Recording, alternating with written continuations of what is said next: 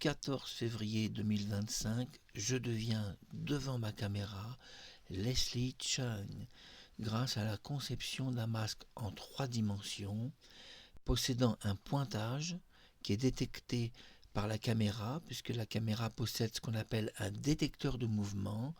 Vous savez que le détecteur de mouvement existe depuis très longtemps. Quand vous arrivez sur votre terrasse, la lumière s'ouvre toute seule par la détection du mouvement. C'est le même principe sur la caméra, sauf que ce mouvement est fabriqué à partir d'un pointage facial. Et plein de petits points sont déposés sur le front, le menton, le visage, les yeux, même à l'intérieur des yeux, pour séparer le blanc tout simplement de l'œuf, que j'appelle l'œuf, c'est-à-dire l'œil. Et donc ces mini-points forment ensuite des triangulaires. Il y en a pour créer un humain parfait, il y a entre 55 000 et 150 000 triangulaires. Ça, c'est l'ordinateur qui le fabrique, heureusement. Et il le fabrique à partir du pointage qu'on lui donne. Donc je deviens Leslie Cheung. Le masque est particulièrement bien fait parce que tout est synchronisé, le mouvement des yeux, la bouche, les dents virtualisées de Leslie Cheung, puisque ce sont ses vraies dents. Et donc la seule difficulté dans les vidéos, c'est que je ne dois pas montrer mes dents. Les dents du bas, c'est pas gênant, mais c'est les dents du haut que je ne dois jamais montrer. Donc je suis toujours à sourire en cachant les dents du haut, et j'ai pas le choix parce que cela risquerait de créer un artefact entre mes dents et les dents de Leslie Cheung. Donc c'est quand même préférable de voir ses dents plutôt que les miennes en plus.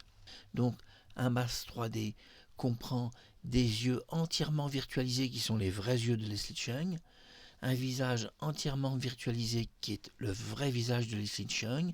Ce visage est créé à partir d'un modèle 3D, on va fabriquer une 3D et on va ajouter un film photographique à l'intérieur du masque.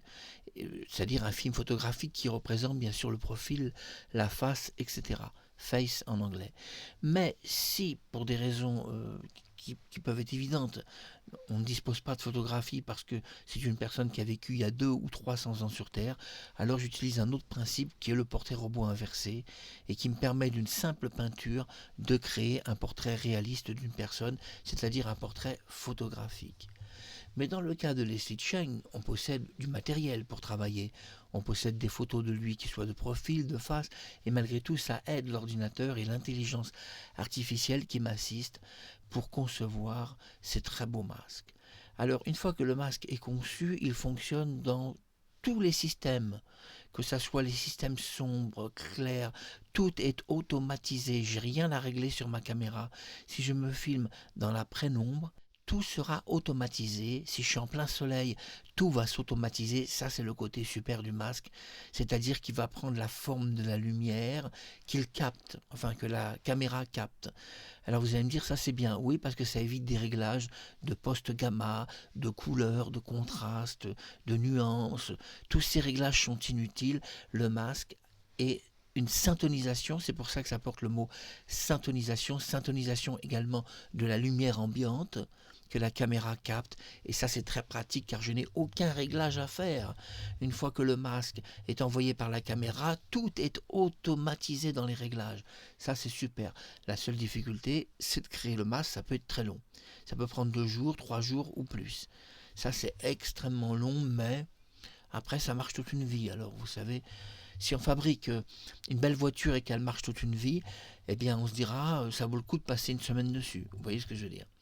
C'était Mark Harriman, résurrection du plus grand artiste chinois de tous les temps, Leslie Cheung. Attention, c'est une légende.